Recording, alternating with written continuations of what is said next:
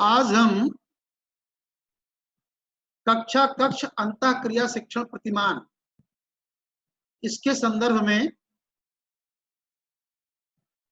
कुछ चर्चा करेंगे।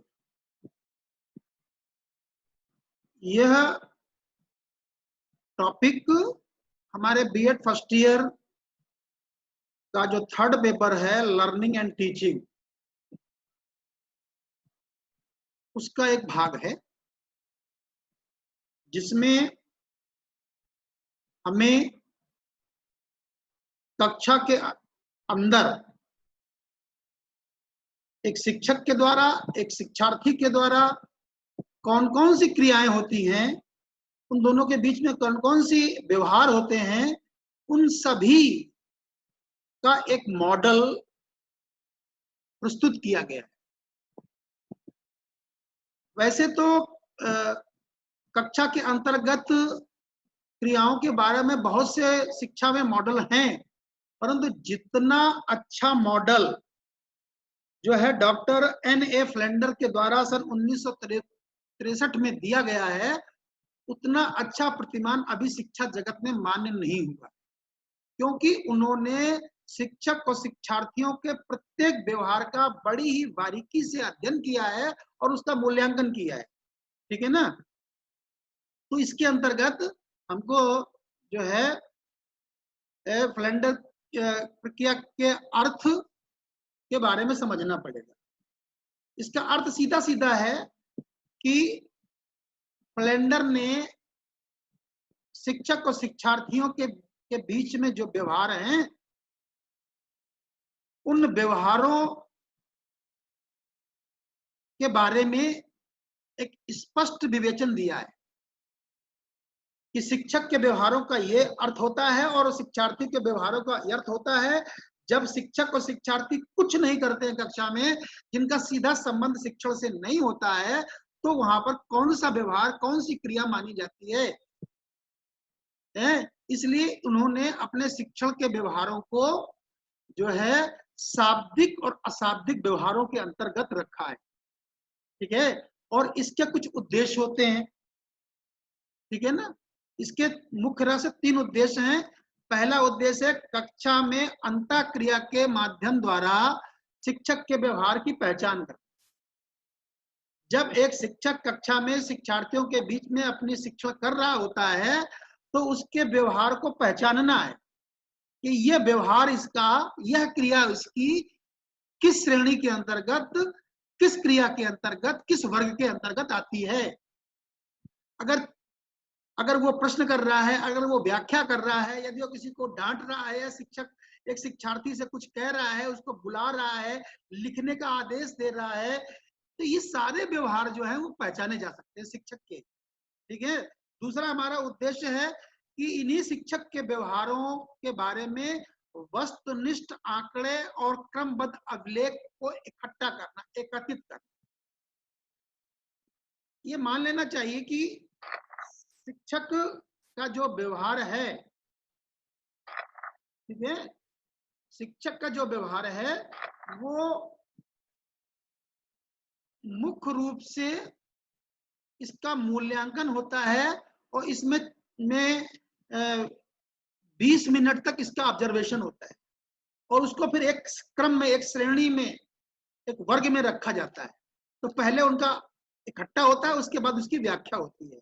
और तीसरा होता है जब हम शिक्षक के व्यवहार को एकत्रित कर लेते हैं और उनकी व्याख्या करते हैं, तो हमें यह स्पष्ट हो जाता है कि हमारा शिक्षण कैसा रहा, कितना सटीक रहा, किसमें शिक्षक कितना प्रभावी था, शिक्षार्थी कितने संलग्न थे, कितना उन्होंने सीखा।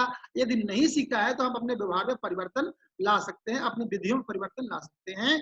ठीक है ना? और इसी के अंतर्गत जो है, ठीक है ना, इसी के अंतर्गत जो है हम जो है शिक्षण के कक्षागत व्यवहारों को जो है वो 2 भागों बांटते हैं। सबसे पहले एक शाब्दिक व्यवहार, एक अशाब्दिक व्यवहार। जैसा कि इसके नाम से स्पष्ट है, शाब्दिक व्यवहार अर्थात वो व्यवहार जिसमें बोला जाता है, शब्द हो जिसमें, जो मुख से बोला जाए, चाहे वो शिक्षकों के द्वारा बोला जाए, चाहे शिक्षार्थी के द्वारा बोला जाए, क्या बोला जाए, कैसा बोला जाए, वो सब कुछ इस व्यवहार के अंतर्गत आता है। शिक्षार्थी कुछ भी कहे, शिक्षक कुछ भी कहे, शिक्षक प्रश्न करे, शिक्षक समझाए, शिक्षार्थी अपनी समस्या रखे, शिक्षार्थी कुछ अपनी बात रखे, अपनी तरफ से बोले, उसका उत्तर दे, वो सारे व्यवहार और कभी हैं आते हैं, वो सब शाब्दिक व्यवहार के अंतर्गत आते हैं। और दूसरा आता है अशाब्दिक व्यवहार। कभी कभी ऐसा भी होता है कि कक्षा में अशाब्दिक क्रियाएं भी हो जाती हैं, ठीक है ना। जैसे कि एक साथ बच्चे क्लास में बोलने लगे, हंसने लगे, या बोले सर हमें नहीं पढ़ना है, या शिक्षक बिना कुछ बोले मुंह से आंख दिखाए, ठीक है ना, या कुछ संकेत करके बताए, या कुछ कहे, विद्यार्थियों से कहे, ठीक है। जैसे एग्जाम्पल के लिए क्लास में पढ़ा रहे हैं और अचानक एक विद्यार्थी से किसी ने कहा, अरे मोहन, इसका संकेत समझ में आ गया कि इसको कुछ पीना है, पानी पीना है, कुछ भी पीना है, वो उसने समझ लिया, विद्यार्थी ने समझ लिया, पर उसका सीधा संबंध शिक्षण से नहीं है, इसलिए वह व्यवहार अशाब्दिक माना गया। और इसीलिए शाब्दिक व्यवहार को भी हमने 3 भागों में बांटा है। एक शिक्षक कथन है, टीचर टॉक है, दूसरा शिक्षार्थी कथन है, पीपल टॉक है, और एक मौन या विभ्रांति है, कि मौन की स्थिति है, साइलेंस है या कंफ्यूजन है। अब शिक्षक कथन मतलब सीधा है, शिक्षक कथन मतलब है जिसमें शिक्षक बोलेगा, शिक्षार्थी कथन जिसमें शिक्षार्थी कुछ बोलेगा, क्योंकि शाब्दिक व्यवहार ही है। और तीसरा है मौन विभ्रांति, जिसमें न शिक्षक बोलेगा न शिक्षार्थी बोलेगा, मौन की स्थिति रहेगी, मतलब असमंजस की स्थिति है, जहां कंफ्यूजन है वहां का, ठीक है। इसलिए शिक्षक कथन को भी उसने 2 भागों में बांटा है, एक प्रत्यक्ष शिक्षक कथन है और एक अप्रत्यक्ष शिक्षक कथन है, ठीक है। एक अप्रत्यक्ष शिक्षक कथन है। अब प्रत्यक्ष शिक्षक कथन क्या है और अप्रत्यक्ष शिक्षक कथन क्या है? देखिए, अप्रत्यक्ष शिक्षक कथन के भी 4 भाग हैं। अप्रत्यक्ष मतलब होता है जिसका शिक्षण से सीधा संबंध नहीं होता है, डायरेक्ट नहीं बोलता, वो शिक्षक बोल तो रहा है परंतु उसका सीधा संबंध शिक्षण से नहीं है, आंशिक रूप से है, अप्रत्यक्ष है, प्रत्यक्ष नहीं है। तो जो संबंध सीधे शिक्षण या विषय वस्तु कंटेंट से जुड़े नहीं होते हैं, वो क्रियाएं, वो व्यवहार अप्रत्यक्ष व्यवहार के अंतर्गत आते हैं। और इनके इसके 4 भाग हैं। पहला है छात्रों की अनुभूति को स्वीकारना, दूसरा है प्रशंसा या प्रोत्साहन, तीसरा है छात्रों के विचारों की स्वीकृति, और चौथा है प्रश्न करना। और प्रत्यक्ष व्यवहार वो व्यवहार होते हैं जिसमें कि शिक्षक अपने शिक्षण से सीधा जुड़ा होता है, जरा समझना, जिसमें वो शिक्षक से या शिक्षार्थी से जब सीधा जुड़ता है, प्रत्यक्ष रूप से जुड़ता है शिक्षण के दौरान में, वो व्यवहार, ठीक है, वो प्रत्यक्ष व्यवहार होता है, पर वो शाब्दिक होगा। शिक्षक कथन के द्वारा होगा।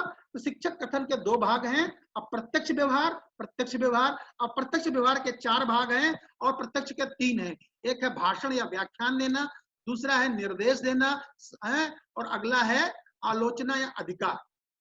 अब हमें एक एक को समझना पड़ेगा। छात्रों की अनुभूति को स्वीकारना, देखिए इसमें पहला और तीसरे में थोड़ा सा कंफ्यूजन होता है लोगों के बीच में कि पहला क्या है और तीसरा क्या है। इसमें है अनुभूति को स्वीकार करना। कक्षा में अध्यापक पढ़ा रहा है और उसके पढ़ाने के समय छात्र कुछ भी भावना, उसकी कुछ कोई सी भावना आ सकती है, ठीक है, उसको अनुभूति को वो अनुभूति कर सकता है। और उस अनुभूति को शिक्षक शिक्षण के दौरान शब्दों से बोले, जैसे ये कहे कि मोहन क्या कहना चाहता है, ठीक है ना, हम तुम्हारे सिर हिलाने का, तुम्हारा पेन दिखाने का, तुम्हारा ये करने का, हाथ उठाने का मतलब हम समझ गए हैं। ठीक है, ये तुम जो हंस रहे हो इसका मतलब हम समझ गए हैं, ये उसकी भावना है। हो सकता है शिक्षक आप पढ़ा रहे हो और बच्चे के समझ में नहीं आ रहा, वो सर हिला दे, सर ये मुंह सिकोड़ ले, ठीक है ना, तो इसका मतलब है जो तुमने भी मुंह सिकोड़ा है ना सुनीता, तो इसका मतलब है तुम्हारे समझ में नहीं आ रहा है, तो वो बात कहे।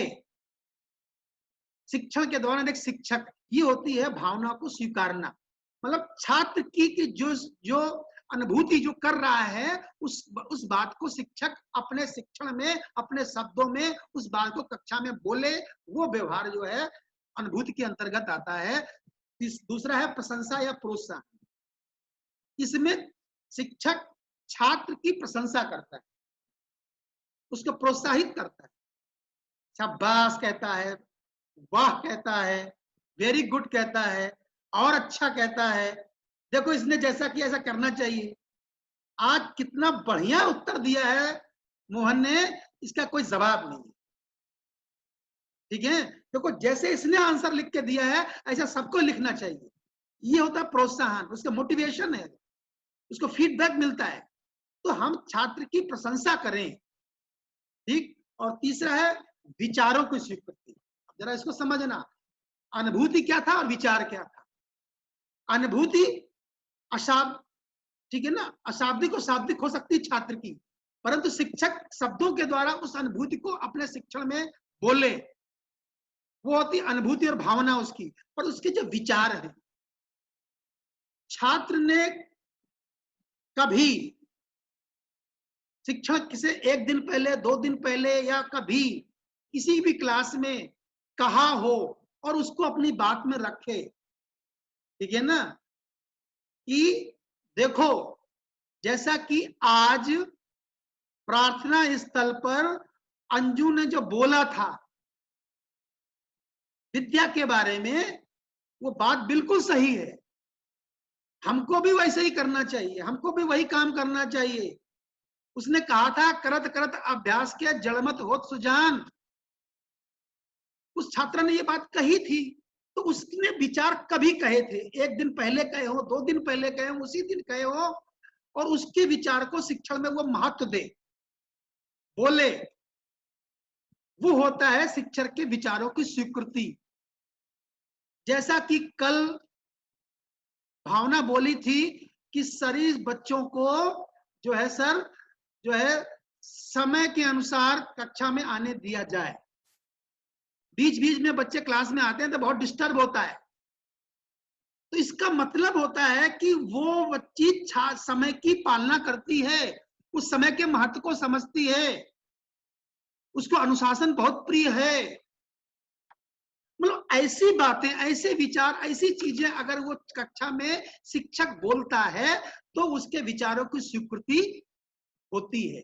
और अगला है प्रश्न पूछना।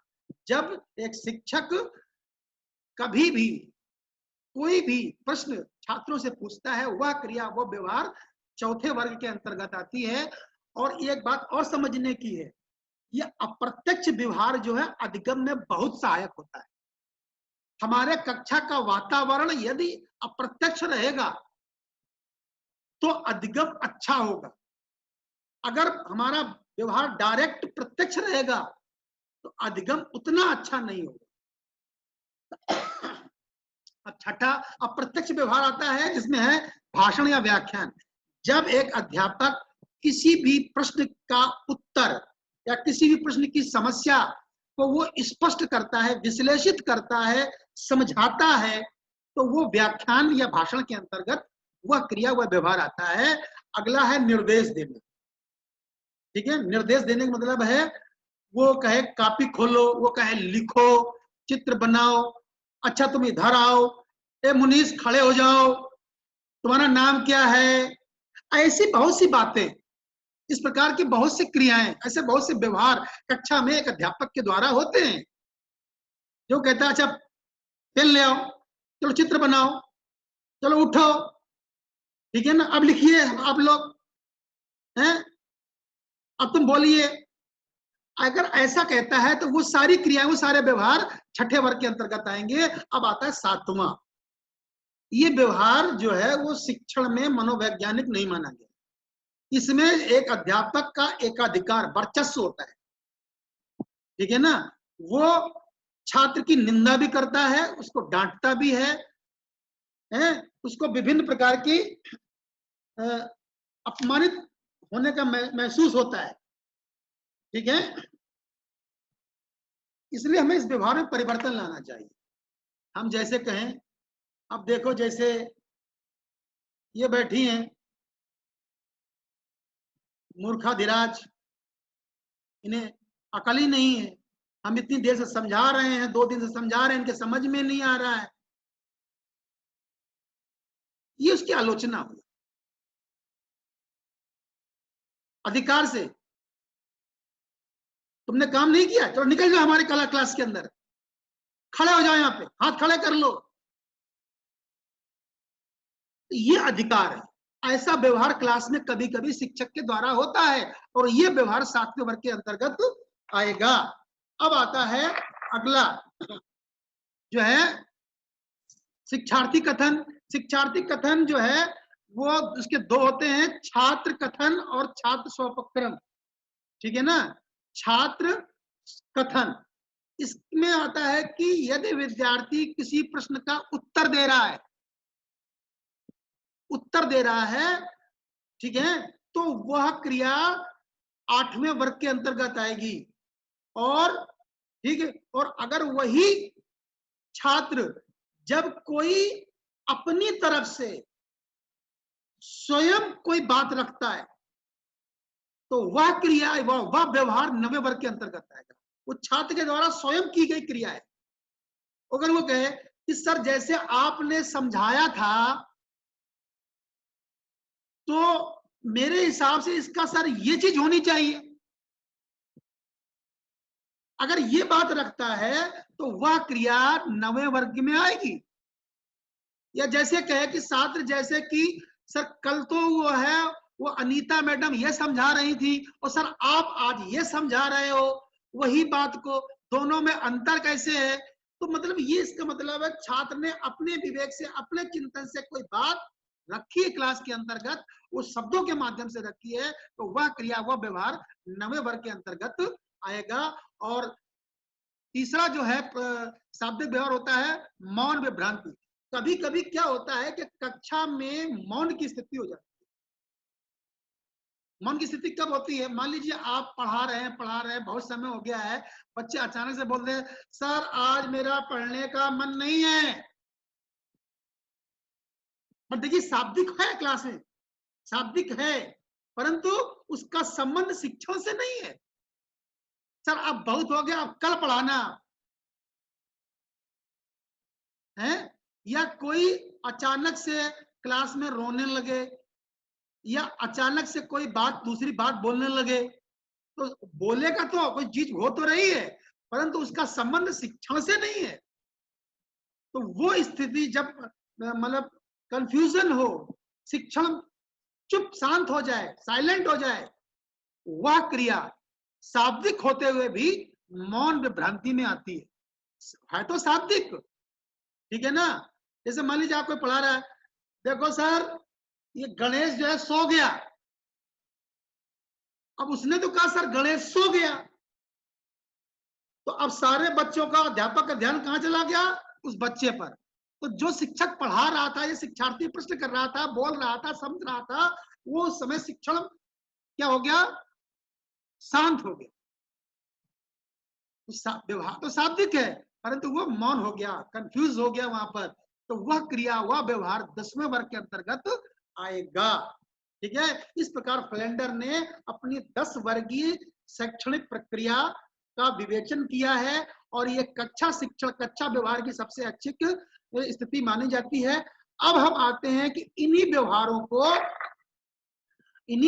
को जो है हम इसका एक मैट्रिक बनाते हैं।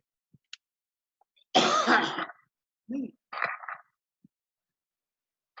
पीछे करो, वही पीछे करो ना, वही करो जो वही जो पूरा करो, पूरा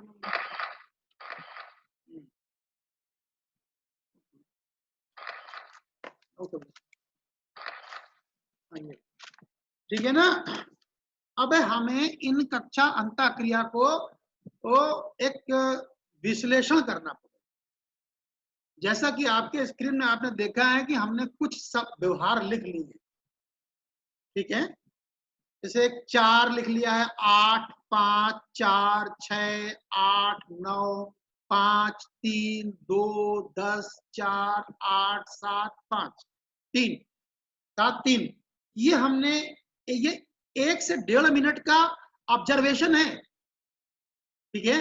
उस 1 से 1.5 मिनट के ऑब्जर्वेशन में हमने कुछ व्यवहारों को वर्ग का रूप दे दिया है कि ये व्यवहार चौथे नंबर का था, ये 8वें नंबर का था, ये 5वें नंबर का था, ये चौथे नंबर का था, ये छठे नंबर का था, ये 8वें नंबर का था, ये 9वें नंबर का था, ये 5वें नंबर का था, ये 30वें नंबर का था, ये दूसरे नंबर का था, ये 10वें नंबर का था, ये चौथे नंबर का था, ये 8वें नंबर का था, ये 7वें नंबर का था, ये 30वें नंबर का था। ये व्यवहार हमने नोट किए थे एक मिनट या 1.5 मिनट के ऑब्जर्वेशन में। अब इसके हमें जोड़े बनाने पड़ते हैं। क्या बनाने पड़ते हैं? युग्म बनाने पड़ते हैं। जोड़े बनाने का तरीका यह है कि जो व्यवहार मैंने ऊपर लिखा है, संख्या जो लिखी है 4 से लेकर 3 तक, ठीक है, तो उसके पहले और उसके बाद में 10 लिख देते। 10 का मतलब 10वां वर्ग व्यवहार, 10वीं क्रिया कौन सी थी? मौन विभ्रांति। और इधर भी, अर्थात इसका मतलब यह हुआ जब क्लास में वो अध्यापक गया और जब मतलब शिक्षण से पहले और शिक्षण के बाद में कोई भी व्यवहार, कोई भी क्रिया वो शिक्षण से संबंधित नहीं थी, तो हम 10 पहले लिख देते हैं कि कक्षा से पहले भी शिक्षण नहीं था, ठीक है। जब अध्यापक आया था और अध्यापक जब शिक्षण समाप्त किया तब कोई भी शिक्षण से संबंधित क्रिया नहीं हो रही थी। तो इसलिए हम जो ऊपर से जो हमने लिखा, तो हमने जब 10 से लेकर के और आखिरी में 10 लिखा, तो अब इनको आप देखोगे जो 10 से ले 10 तक गिनती करोगे तो ये 17 संख्याएं होंगी, ठीक है ना। कितनी संख्या होंगी? 17। तो इनके जोड़े बनाने का तरीका ये होता है कि n-1। n क्या है? संख्या। n कितने है यहाँ पर? 10 से लेकर 10 तक 17 संख्या है और 1 कर देंगे 16। तो 16 क्या होने चाहिए? जोड़े। वो मैंने बनाए, आपकी स्क्रीन में साफ दिख रहा होगा। तो अब इसमें जो है 10 और 4, ये पहला जोड़ा हो गया। मतलब जो विषम संख्या के जो जितने भी जोड़े बनेंगे ऊपर है और सम संख्या को जोड़े की संख्या नीचे है। तो 10 और 4 पहला जोड़ा है, 4 और 8 दूसरा जोड़ा है, 8 और 5 तीसरा जोड़ा है, 5 और 4 चौथा जोड़ा है, 4 और 6 पांचवा जोड़ा है, 6 और 8 छठा जोड़ा है, 8 और 9 सातवां जोड़ा है, 9 और 5 आठवां जोड़ा है, 5 और 3 नवां जोड़ा है, 3 और 2 10वां जोड़ा है, 2 और 10 11वां जोड़ा है, 10 और 4 12वां जोड़ा है, 4 और 8 13वां जोड़ा है, 8 और 7 14वां जोड़ा है, 7 और 3 15वां जोड़ा है, 3 और 10 16 जोड़ा है। तो इस प्रकार से नीचे मैंने आपको दिखाया है, देखिएगा कि इसमें ऐसा मानते हैं, फ्लेंडर ने कहा है कि जो शिक्षण जब होता है अमूमन 3 सेकंड में एक व्यवहार चेंज हो जाता है, और यदि व्यवहार चेंज नहीं हो रहा है तो वह व्यवहार उसी वर्ग के अंतर्गत आता रहेगा जब तक व्यवहार चेंज नहीं हो रहा है अगले वर्ग के लिए, तो उसी में माना जाएगा। इसलिए हमें ये इस 10 वर्गीय शिक्षण प्रतिमान का मूल्यांकन ऑब्जर्वेशन करने के लिए 20 मिनट होता है। तो आपके हिसाब से में अगर 3 सेकंड में एक व्यवहार बदल जाता है, ठीक है ना, तो 60 सेकंड में कितने होंगे? 20 व्यवहार। और 20 मिनट में कितने होंगे? 400 व्यवहार। अर्थात 400 वैकेंसी जो है आवृत्तियां हो सकती हैं, ऐसा माना है, ठीक है ना। और इन सभी के आधार पर हमने 1 से 1.5 जो ऊपर हमने आवृत्तियां लिखी हैं, इसका हमको एक आहवी बनाना है, मैट्रिक बनाना है, ठीक है ना। वो हमने मैट्रिक बनाई है, इसको आप देख लीजिएगा कि ऊपर वाले कॉलम, इसमें हम जो है 12 कॉलम बनाएंगे। एक कॉलम छोड़ करके ऊपर से 1 से लेके 10 तक गिनती लिख लेंगे, 1 2 3 4 5 6 7 8 9 10, फिर टोटल लिख देंगे।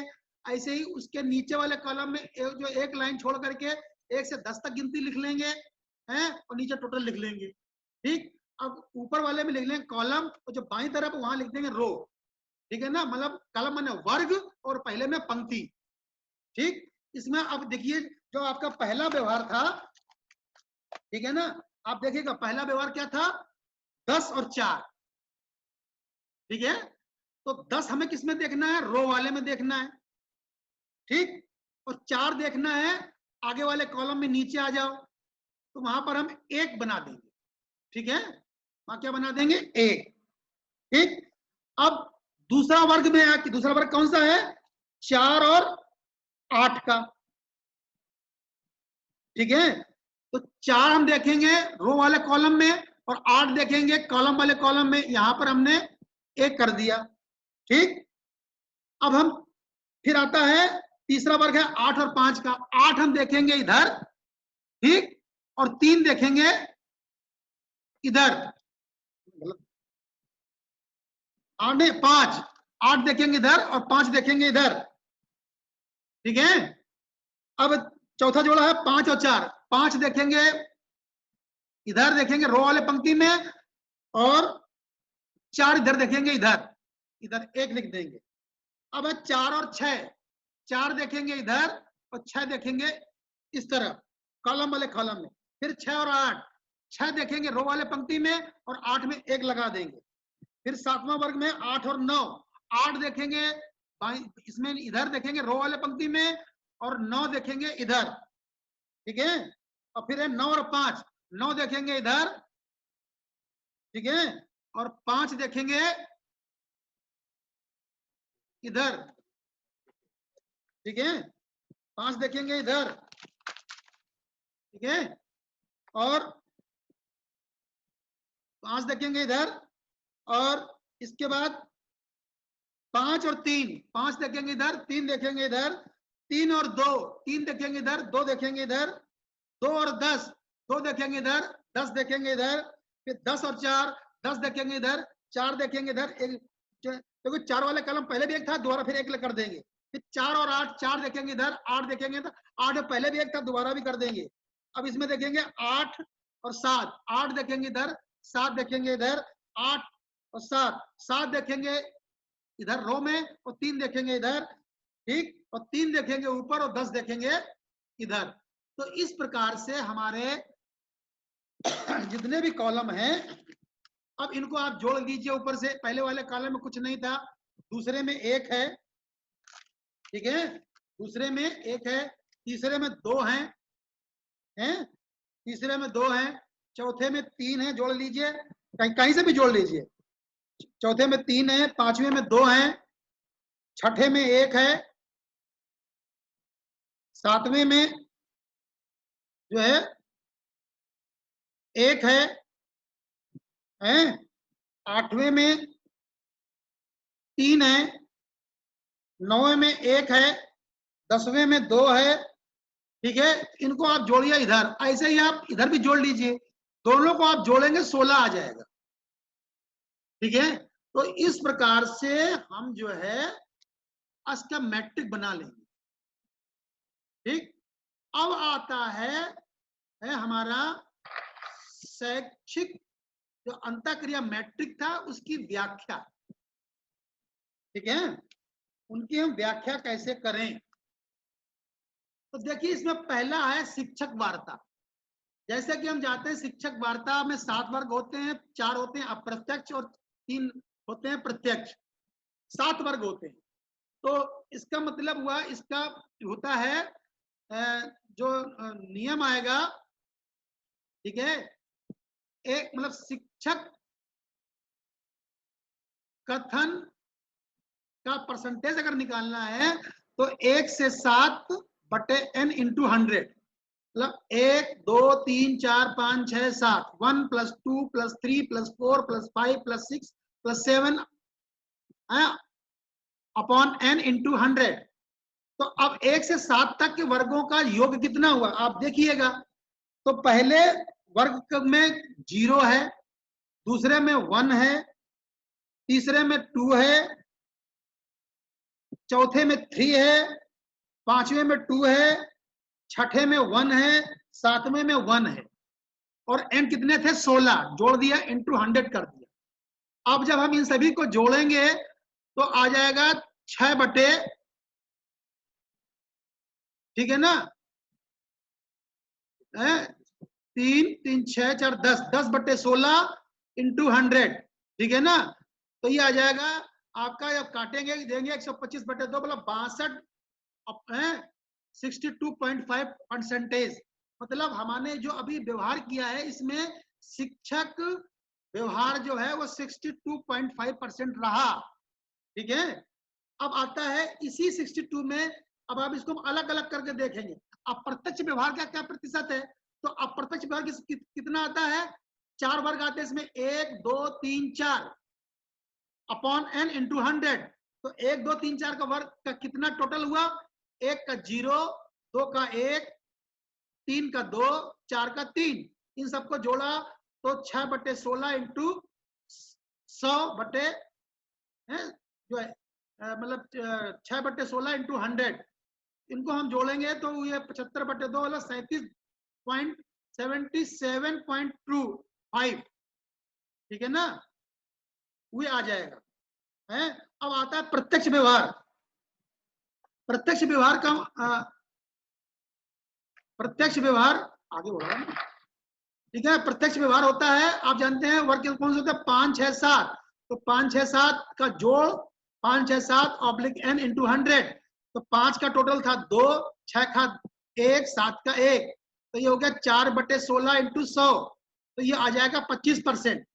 ठीक है ना, तो प्रत्यक्ष हमारा हुआ 37.5 और प्रत्यक्ष हुआ 25 पॉइंट। अब आता है शिक्षक, तो छात्र वार्ता प्रतिशत कितना था? तो छात्र वार्ता के 2 वर्ग हैं, 8 और 9। तो 8 + 9 इंटू n ऑब्लिक 100। ठीक है, 8 का था 3 और 9 का था 1। ठीक, तो ये है तो 3 और 1 4, 4/16 इंटू 100, ये भी आएगा 25%। तो शिक्षक 25% जो है वो उसके व्यवहार रहे। और मौन विभ्रांति 10वें में कितने हैं? 2 वर्ग है। तो 10 इंटू n ऑब्लिक इंटू 100, तो 10 में 2/16 इंटू 100, ये आएगा 12.5। तो इसमें ये साफ साफ आता है कि हमारा शिक्षक वार्ता 62% थी, छात्र वार्ता जो है 25% और मौन विभ्रांति जो है वो 12.5% है। ठीक है, ऐसी स्थिति हमारा प्रत्यक्ष व्यवहार 37% है, प्रत्यक्ष व्यवहार 25% है, मौन विभ्रांति 25% है। ठीक, अब इसी को अगर अनुपात में निकालना, एवरेज निकालना है कि शिक्षक अनुपात बटे छात्र अनुपात क्या रहा, तो शिक्षक अनुपात कितना है? होते हैं वर्ग कितने? 7 होते हैं। 1 + 1 + 2 + 3 + 4 + 5 + 6 + 7। ठीक है ना, और वो कितने होते हैं छात्र में? 8 और 9। तो 1 से 7 तक का जोड़ लो और 8 और 9 का जोड़ दो, जो भी आएगा वो अनुपात आ जाएगा। इसमें ऐसे ही प्रत्यक्ष और प्रत्यक्ष व्यवहार, शिक्षक व्यवहार, प्रत्यक्ष व्यवहार, अप्रत्यक्ष व्यवहार क्या अनुपात है? तो प्रत्यक्ष व्यवहार होते हैं 1 2 3 4, प्रत्यक्ष व्यवहार होते हैं 4 5 6 7। इनको जोड़ा 1 से 4 तक के वर्गों की संख्या कितनी हुई? 6/4। तो 6:4 या 3:2। ठीक है, इसको ऐसे भी लिख सकते हैं। ठीक है, तो ये हमारा नियम हो गया। अब इसके कुछ नियम है। ठीक है ना, ऐसे हम निकाल सकते हैं, इसके कुछ नियम है। नियम ऐसे हैं कि देखिए कभी कभी क्या होता है, मूल्यांकन करने वाला कंफ्यूज हो जाता है कि ये व्यवहार 2 नंबर पे था या 3 नंबर पे था।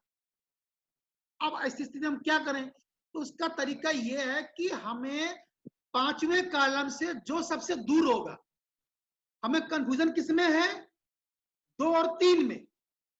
तो 5 से ये सबसे दूर कौन सा हुआ? 2। तो वहां पर 2 व्यवहार को अंकित करेंगे। ठीक है, ऐसे ही यदि शिक्षक की वार्ता का रुझान लगातार प्रत्यक्ष या लगातार अप्रत्यक्ष है, तो प्रत्यक्ष में तब तक वर्ग में प्रत्यक्ष परिवर्तन नहीं करें जब तक वो परिवर्तन न हो जाए। वही बात है कि यदि हम कोई भी शिक्षा व्यवहार कर रहे हैं तो कोई वर्ग बार बार वही आ रहा है, ठीक है, मतलब 5वां वर्ग है, वो भाषण दे रहा है, अब टाइम लग रहा है उसको, ठीक है, तो वो तब तक हम करते रहेंगे जब तक शिक्षक के व्यवहार में परिवर्तन ना आ जाए, कोई चित्र ना दिखा दे, कोई प्रश्न ना पूछ ले, किसी छात्र को बुला न ले, ठीक है ना, तब तक वो उसी वर्ग में आएगा है? ये ऐसा मानना है। और तीसरा नियम इसमें ये है कि प्रेक्षक को कभी भी स्वयं का दृष्टिकोण प्रयोग नहीं करना, मतलब जो ऑब्जर्वेशन कर रहा है उसको अपना कुछ नहीं लगाना है कि ये ऐसा होगा ना, जो व्यवहार बोल रहा है कि पहले वर्ग में है, दूसरे में है, मतलब 1 से 10 वर्ग में वो क्रिया, वो व्यवहार किस में आ रहा है, उसमें उसको रखना है। तो उसने 3 सेकंड में 1 से अधिक सक्रिय हो तो सभी वर्गों को नोट किए जाने चाहिए। ठीक है, मतलब 3 सेकंड में 1 से अधिक वर्ग सक्रिय हो रहे हैं, मतलब 3 सेकंड में व्यवहार चेंज हो जाता है, ऐसा मानना है। और 3 सेकंड के पहले भी अगर हो रहा है तो आप कर सकते हैं, वो सारे वर्ग माने जाए उसमें। ठीक है, ऐसा ही है।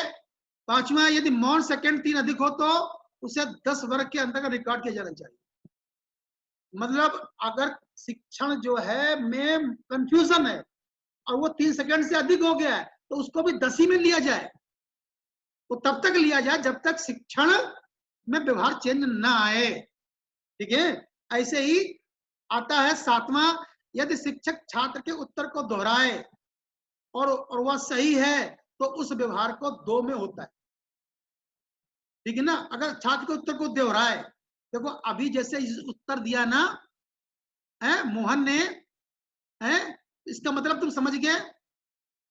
तो वो अगर ऐसा बोल रहा है तो उस व्यवहार को 2 में ही माना जाना चाहिए। 8वां नियम ये है कि शिक्षक विद्यार्थी का विचार सुनता है और कहता है उस विचार को बहस के लिए स्वीकार कर लिया गया है तो वो 3 में। ठीक है ना, जैसा मतलब मैंने बताया था कि शिक्षक की भावना और छात्र की भावना और छात्र के विचार।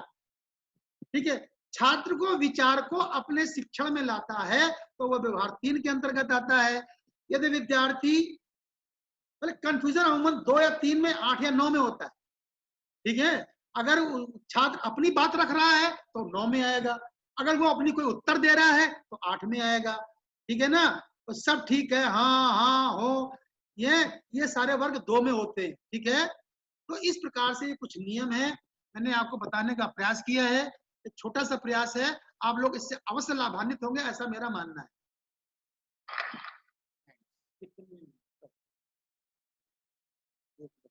लगा एक बार चला